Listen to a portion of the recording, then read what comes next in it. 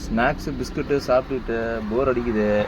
இன்னும் சரி 2 முட்டை வைப்போம் அப்படின்ட்டு கோழி பண்ணையில் வாங்கின முட்டை 2 முட்டை வந்துட்டுருக்கு. சரி சாப்பிட்லாம் அப்படின்ட்டு.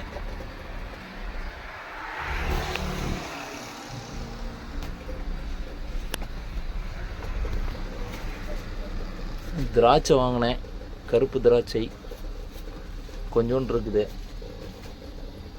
அப்புறம்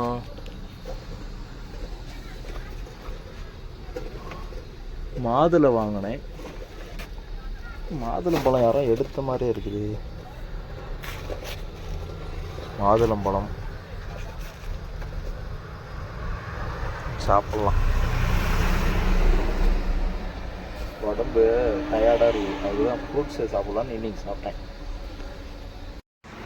ஞாயிற்றுக்கிழமை இன்னும் லோடும் சொல்லலை, மெட்ராஸ் எம்டி போகவும் சொல்லலை.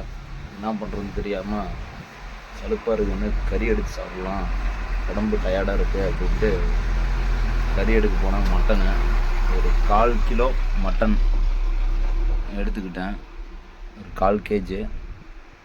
அதுக்கு தேவையான உபகரணங்கள் தக்காளி, கருவேப்பிலை, வெங்காயம் தட்டிக்கிட்டேன், இஞ்சி பூண்டும் தட்டிக்கிட்டேன், புதினா, கொத்தமல்லி எல்லாம் கரெக்டாக பக்காவாக இருக்குது. அடுத்தது ஸ்டார்ட் பண்ணுறதுக்கு சமையலுக்கு ஆரம்பிச்சு வேண்டியது தான்.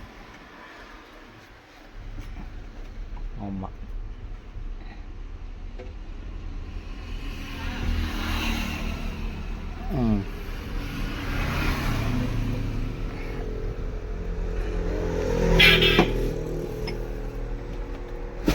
சமையலுக்கு தேவையான பொருட்கள் இஞ்சி பூண்டு தக்காளி கருவேப்பிலை வணக்கிட்டுருக்கேன். கொத்தமல்லி புதினா waiting and mutton waiting. Just snacks.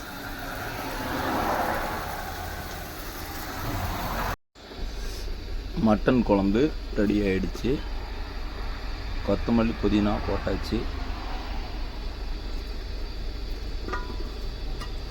குழம்பு கொஞ்சம் தண்ணி மாதிரி தான் வச்சேன், பட் நல்லா இருக்கும். சாப்பாடு இப்போ வைக்க போகிறேன்.